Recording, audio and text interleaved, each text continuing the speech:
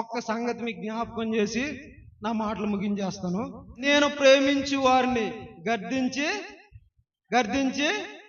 అంటే దేవుని ప్రేమ అన్నిసార్లు వరాలు కురిపించేది. దేవుని ప్రేమ అన్నిసార్లు ఆశీర్వాదాలతో ముంచెత్తదు. దేవుని ప్రేమ అన్నిసార్లు ఉన్నతమైన స్థలాల్లో నడిపించదు. దేవుని ప్రేమ మనల్ని ఆనందింపజేది అన్నిసార్లు. దేవుని ప్రేమ ఏం చేస్తుందంటే కొన్నిసార్లు గాయపరుస్తుంది, కొన్నిసార్లు ఏం చేస్తుందంటే గర్దిస్తుంది.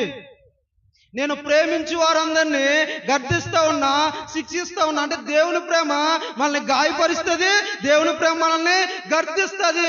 ఈ రెండు సంగతులు ఖచ్చితంగా మనం జ్ఞాపకం చేసుకోవాలి. నేను ప్రేమించు వారందరినీ, నా ప్రేమను సవి చూసే వారందరినీ నేను గర్దిస్తాను, నేను గాయపరుస్తాను. నేను గర్దిస్తాను, నేను గాయపరుస్తాను. నేను ఊరకనే విడిచిపెట్టను. కావాలితే కొడతాను, కావాలితే ఏం చేస్తానంటే బొజ్జిగేస్తాను. అర్థమైందా? సంఘంతో దేవుడు చెప్తున్న మాట ఏంటో తెలుసా? ఇదిగో సంఘంలారా, నేను మిమ్మల్ని ప్రేమిస్తున్నా గనక నేనేం చేస్తున్నానంటే మిమ్మల్ని గాయపరుస్తూ ఉన్నా, మిమ్మల్ని గర్దిస్తూ ఉన్నా. దేవుడు మనల్ని గర్దిస్తున్నాడంటే మనం దేవుని చేత ప్రేమించబడ్డాం. హల్లెలూయా. నా ప్రశ్న మీ అందరికీ, మీలో ఎంతమంది దేవుని చేత గర్దించబడతా ఉన్నారు? ఎంతమంది దేవుని చేత ఎంతమంది గర్దించబడతా ఉన్నారు? నేను ప్రేమించి వారందరినీ గర్దించి గాయపరుస్తాను. అర్థమైందా? మీలో ఎంతమంది గర్దించబడతా ఉన్నారు? నేను గర్దించబడతలేదండి అంటే నువ్వు లోపలే ఉన్నట్టు. ఎక్కడ? అసలు మాకేం తెలియదండి, మేము ఇక్కడే కూల్ డ్రింక్ తాగొచ్చు, అందుకే కూల్గా ఉన్నాం అన్నట్టున్నారు. అలాగా? మాకేం తెలియదండి. దేవుడు ఏం చేస్తాడో తెలుసా? ప్రతిరోజు ప్రతి క్షణం మనల్ని గర్దిస్తూనే ఉంటాడు. ఎందుకంటే మనం అనుక్షణం తప్పిపోతున్న వారు. ప్రతి ఒక్కరు ఏం చేస్తారంటే ఏదో సమయంలో కాలు జారిపోతూ ఉంటది. అటువంటి సమయంలో దేవుడు ఏం చేస్తాడంటే మనల్ని గర్దిస్తూ ఉంటాడు. ఆ గర్దింపు ప్రతి ఒక్కరు గుర్తించాలి. అందుకే ఆయన ఏం చేస్తున్నాడంటే తలుపు తడుతూ ఉన్నాడు. ఈ తలుపు తట్టడం ఏంటో తెలుసా? గర్దించడం. ఏంటి తడుతున్నాడంటే? నిద్ర లేకుండా చేస్తున్నాడంటే, సమస్యలు పెడుతున్నాడంటే, ఇబ్బందులు పెడుతున్నాడంటే, కష్టం పెడుతున్నాడంటే, నష్టంలో ముంచుతున్నాడంటే దీని అంతటి కారణం ఏంటి? ఇవన్నీ గద్దింపులు. ఆ గద్దింపులు మనం గుర్తించాలి. నేను ప్రేమించి వారందరినీ గర్దిస్తాను. ఎలా గర్దిస్తాడు? అలా గర్దిస్తాడు. మీకు చూపిస్తాను చూడండి ఒకసారి. సామెతల గ్రంథము 5వ అధ్యాయం 12వ వచనం.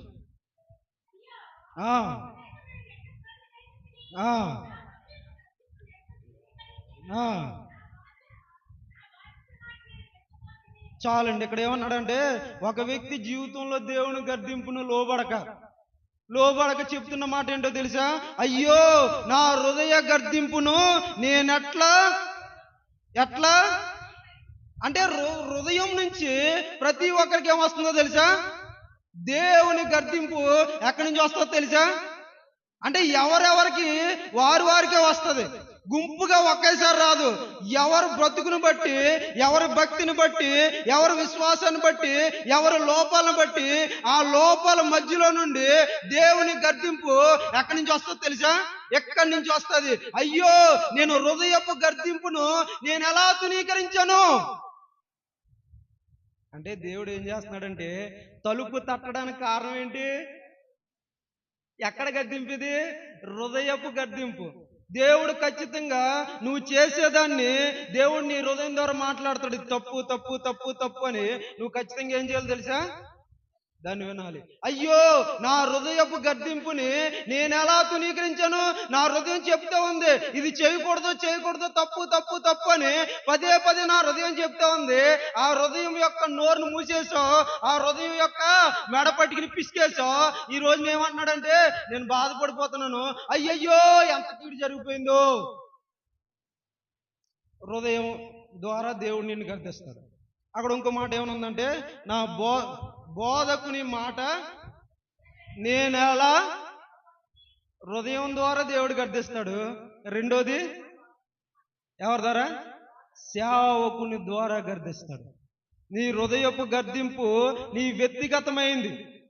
నువ్వు వెంటే వినొచ్చు, లేకపోతే మానేచ్చు. గడపెట్టుకుని గొరకేసుకుని పడుకోవచ్చు. అర్థమైందా? గడపెట్టు గొరకెట్టుకుని పడుకున్నా నిన్ను ఎవడో లెక్క చేయడు. కానీ సేవకుని ద్వారా వచ్చే గద్దింపును నువ్వు ఖచ్చితంగా వింటే నీ జీవితం బాగుపడిపోతుంది. అర్థమైందా? అయ్యో నా హృదయ గద్దింపును నేను ఎలా తునీకరించి తిని, నా బోధకుని మాట నేను ఎలా వినలేదు, నా సేవకుని మాట నేను ఎందుకు వినలేదు, అందుకని ఈ రోజు నేను నష్టపోయాను. సేవకుని మాట వినకపోతే నష్టం సేవకుడిగా మీక? చెప్పాలి గట్టిగా, ఇంకా గట్టిగా. సేవకుడికి నష్టమా, మీకు నష్టమా? మీకే నష్టం. కాబట్టి చాలా జాగ్రత్తగా సేవకుడు గర్దించేటప్పుడు మూలుకోకండి, సేవకుడు గర్దించేటప్పుడు తిట్టుకోకండి, సేవకుడు గర్దించేటప్పుడు సేవకుడి మీద పగబట్టకండి, సేవకుడు గర్దించేటప్పుడు నా గురించి ఎవరో చెప్పారు సేవకుడికి అందుకే నేనేమన్నాను తెలుసా? సేవకుడు దేవుని ప్రతినిధి. సేవకుడు ఏం మాట్లాడాలో దేవుడు ఎక్కడ పెడతాడు. కాబట్టి ముందుగా అందరికి ఫోన్ చేసి మీ సమస్య ఏంటి అని అడగరు. అందరికి ఫోన్ చేసి నీ బలహీనత ఏంటో అని అడగరు. మీ బలహీనత ఏంటో, మీ సమస్య ఏంటో ఎక్కడ పెట్టించి ఇక్కడ మాట్లాడిస్తూ ఉంటాడు. అది మీరు లోబడినప్పుడు ఖచ్చితంగా దీవించబడతారు. నా మాటలు ముగించేస్తాను. దేవుని గర్దింపు ఎలా వస్తుందంటే హృదయం ద్వారా వస్తుంది, సేవకుని ద్వారా వస్తుంది. ఓకే, దేవుని గర్దింపుకు లోబడితే ఏం జరుగుతుంది? ఇక్కడ కూడా రెండు విషయాలు మీకు చూపిస్తాను. సామెతల గ్రంథము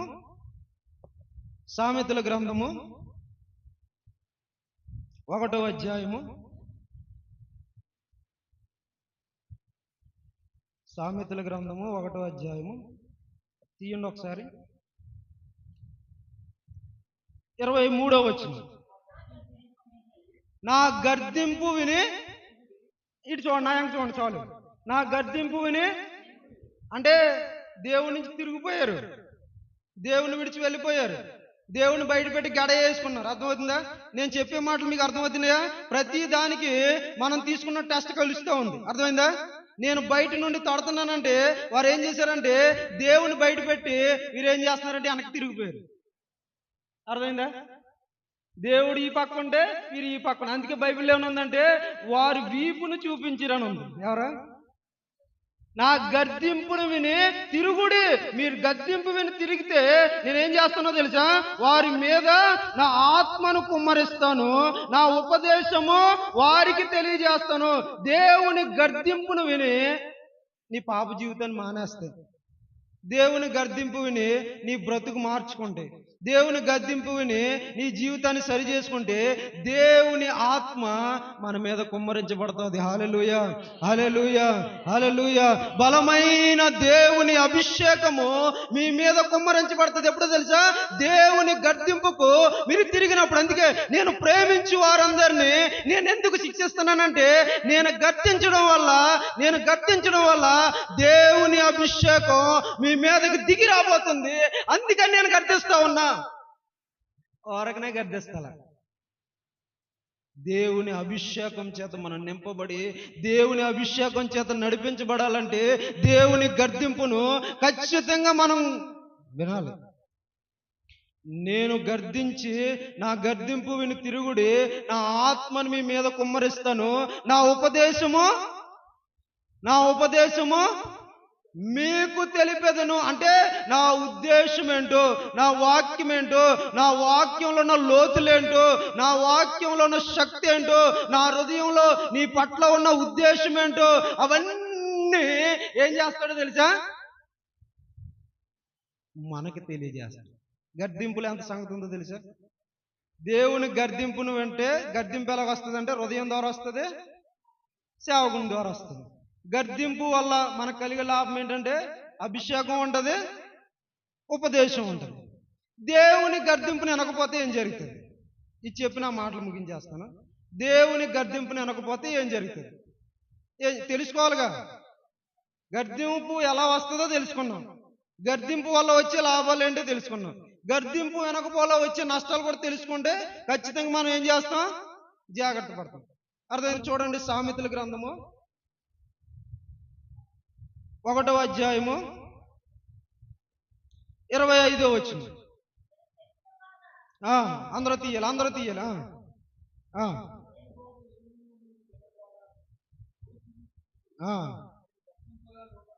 ఇక్కడ ఏమని అన్నాడంటే, నేను గర్దింపగా మీరు లోబడకపోతిరి. ఎవరా? నేను గర్దింపగా మీరు లోబడకపోతిరి. లోబడకపోతే మనకు వచ్చే నష్టాలు ఏంటో ఇక్కడ ఖచ్చితంగా చెప్పేస్తున్నాడు. ఏంటి చూడండి ఒకసారి. కాబట్టి మీరు నా గర్దింపుకు లోబడలేదు కాబట్టి మీకు అపాయము కలిగినప్పుడు నవ్వుతాడు ఆయన. అర్థమైందా? ఏం జరుగుతుంది? దేవుని గర్దింపుకు నువ్వు లోబడకపోతే మీకు అపాయం వచ్చినప్పుడు ఆయన ఏం చేస్తాడు? ఇక్కడ నా ప్రశ్న ఏంటంటే, లోబడని వారికి అపాయం ఉందని అర్థం. అర్థమవుతుంది నేను చెప్పింది? అపాయం వచ్చినప్పుడు నేను నవ్వేదనంటే, లోబడని వారి జీవితంలోకి ఖచ్చితంగా అపాయం వస్తుంది. అర్థమైందా? అపాయం వచ్చినప్పుడు నేను తప్పించడానికి రాను. అపాయం వచ్చినప్పుడు నీ మీద జాలి పడను. అపాయం వచ్చినప్పుడు నీ మీద ప్రేమను కనుపరచును. అపాయం వచ్చినప్పుడు నేనేం చేస్తానో తెలుసా? నవ్వుతే. డాడీ చాలా బాధగా ఉంది డాడీ. నేను చెప్పానే చెట్టు ఎక్కద్దని కింద పడ్డావా? ఏడు బాగా ఏడు. ఆడు ఏడ్చి వాడు అంతటా వాడు కుదుట పడిన తర్వాత తప్ప డాడీ దగ్గరికి తీసుకోడు. సేమ్ పరిస్థితి, సేమ్ పించ్. ఏంటో తెలుసా? మీకు అపాయం వచ్చినప్పుడు ప్రభువా ప్రభువా ప్రభువా ప్రభు అయ్యో నేను అపాయాలు ఉన్నానైనా అన్నా కూడా అన్నవుతుంది. ఎందుకు అంటే మన జీవితం నవ్వులు పాలవుతుంది. ఎవరి దగ్గర తెలుసా? మనుషుల దగ్గర నవ్వులు పాలైతే పర్లేదు. ఈ ఈదులో కాకపోతే ఇంకో ఈదులో బతికవచ్చు, ఈ ఊరు కాకపోతే ఇంకో ఊర్లో బతికవచ్చు, ఈ రాష్ట్రంలో కాకపోతే వేరే రాష్ట్రంలో బతికవచ్చు. దేవుడి దగ్గర నీ జీవితం నవ్వులు పాలైపోతే ఎంత దరిద్రమో. నేను చెప్పే మాటలు అర్థమవుతుందా? దేవుని దగ్గర మీ జీవితం నవ్వుల పాలు కాకుండా చూసుకోండి. తల్లిలారా, తండ్రులారా, ఎవరి దగ్గర? దేవుని దగ్గర మీ జీవితం నవ్వుల పాలు కాకుంటే అది మీకెంతో దీవెన. మీకు అపాయం కలుగగా నేనేం చేస్తానో తెలుసా? నవ్వుతాను. దావీదు అంటూ ఉన్నాడు, లెక్కలేనన్ని అపాయాలు నా మీదకి వచ్చిన యెహోవా నన్ను ప్రతి అపాయం నుండి తప్పించను. అంటే దావీదు ఏం చేశాడో తెలుసా? గద్దింపుకు లోబడ్డాడు.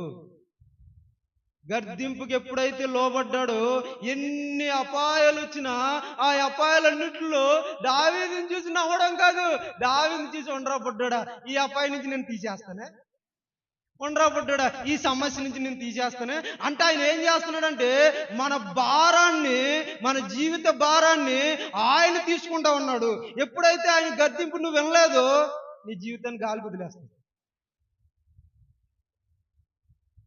ఎక్కడికే? నేను ఎవరికి భయపడాల్సిన పని లేదు నాకు. అర్థమైందా? కాబట్టి నేను గద్దింపుగా మీరు వినకపోతే మీకు అపాయం కలుగగా నేనేం చేస్తానో తెలుసా? మీకు అపాయం కావాలా వద్దా? ఒకవేళ అపాయం వచ్చిన అపాయంలో తప్పించబడాలా వద్దా అన్నది ఎవరి చేతిలో ఉంది? మీ హృదయ గద్దింపు వినేదాన్ని బట్టి ఉంటుంది, సేవకుని మాట వినేదాన్ని బట్టి. ఇంకా ఉన్నాయి, ఇంకా అయిపోలా, ఇంకా చాలా లిస్ట్ ఉంది. చూడండి.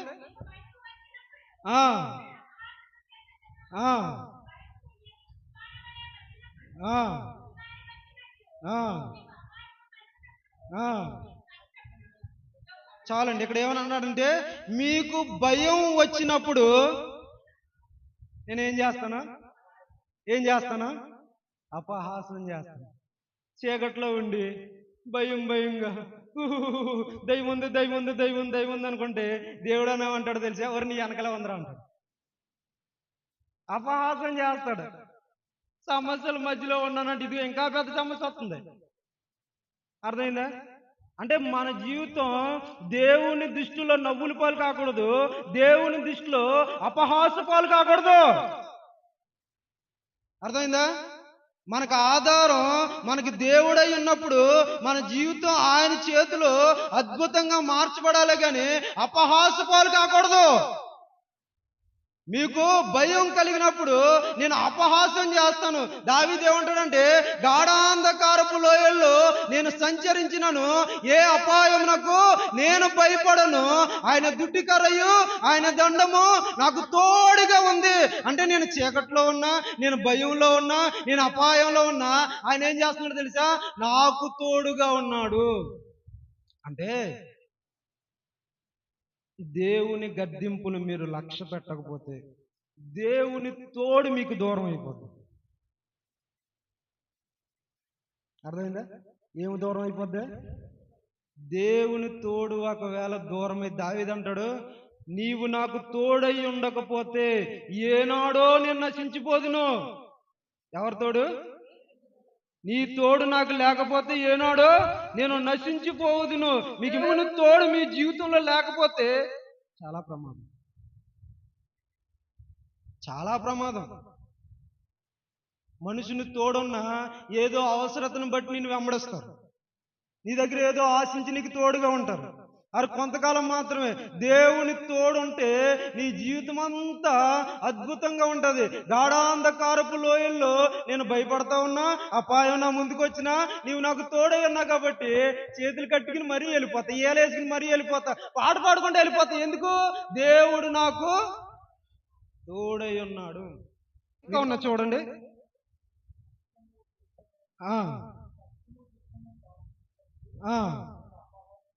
ఏమన్నాడంటే, మీకు కష్టమును మీకు దుఃఖమును ప్రాప్తించినప్పుడు నేను అపహాస్యం చేసేదను. మీ జీవితాలకు దుఃఖం కలిగితే, మీకు నష్టం కలిగితే దేవుడు సాయం చేయడు. స్పష్టంగా చెప్తున్నా మీకు, దేవుడు ఎట్టి పరిస్థితుల్లో మీకు సాయం చేయడు. ఆయన గర్దింపును విన్న వారికి మాత్రమే ఆయన ఏం చేస్తాడో తెలుసా? సాయం అందిస్తాడు. ఇక్కడ ఏమన్నానంటే, మీకు నష్టమును దుఃఖమును కలిగినప్పుడు నేనేం చేస్తున్నా తెలుసా? అపహాస్యం చేసేదను. నేనేం చేస్తున్నా తెలుసా? నవ్వుతాను. దేవుడు ఎటువంటిడో తెలుసా? మన కష్టంలో, మన దుఃఖంలో మనల్ని ఆదరించేవాడని దేవుడు బైబిల్ చెప్తుంది. అర్థమైందో తెలుసా? నేను దేవుళ్ళో రావడానికి కూడా కారణం ఏంటో తెలుసా? నా దుఃఖంలో, నేను కష్టంలో ఉన్నప్పుడు నన్ను ఆదరించిన దాన్ని బట్టి నేను దేవుళ్ళలోకి వచ్చి, మీరు కూడా అదే ఉద్దేశంతో వచ్చారు. కానీ ఇక్కడ ఏమన్నాడంటే, మీకు దుఃఖమును నష్టమును ప్రాప్తించినప్పుడు నేను అపహాస్యం చేసేదను. దేవుని గర్దింపుకు మీరు లోబడకపోతే మీకు నష్టం, మీకు దుఃఖం. ఏంటి నష్టం? నష్టం ఎవరికే? నాకు కాదు. నేను లోబడకపోయినా, గద్దింపుకు నేను వినకపోయినా నా జీవితానికి ఏంటి నష్టం? కాబట్టి నష్టం కావాలో, దుఃఖం కావాలో, ఆనందం కావాలో, లాభం కావాలో మీరే కోరుకోండి. ఇంకా ఉన్నది, ఇంకో మాట ఉంది. ఆ మాట నేను జ్ఞాపకం చేస్తాను చూడండి.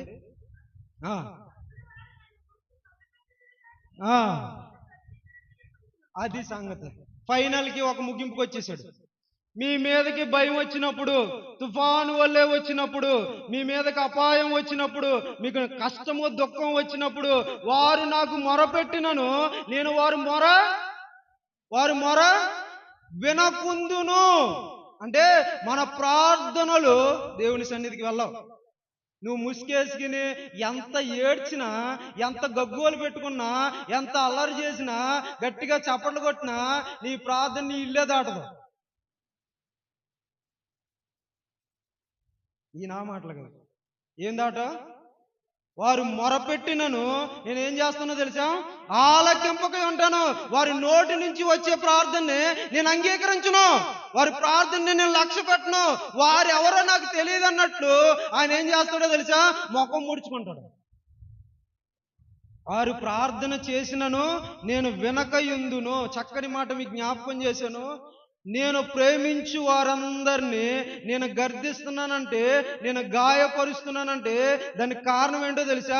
మీ మీదకి వచ్చే అపాయాలు నేను తప్పిస్తా, మీకు కలిగే భయాల నుండి నేను తప్పిస్తా, మీకు వచ్చిన దుఃఖం నుండి, మీకు వచ్చిన కష్టం నుండి నేను తప్పిస్తా. మీ నోట నుండి వచ్చే ప్రతి ప్రార్థనను నేను మానక అంగీకరించుచున్నానని దాని అర్థం. చప్పట్లు కొట్టండి. అర్థమైందా? నేను మిమ్మల్ని ప్రేమించి గర్దిస్తున్నాను, గాయపరుస్తున్నాను, దానికి కారణం ఏంటి అర్థమైందా అని ఆయన ఇంకా పొడిగిస్తా ఉన్నాడు. ఏమని పొడిగిస్తున్నాడు చూడండి. అది కాదు, ప్రకటన గ్రంథం గనుక నీవు ఆసక్తి కలిగి, ఇది సంగతి.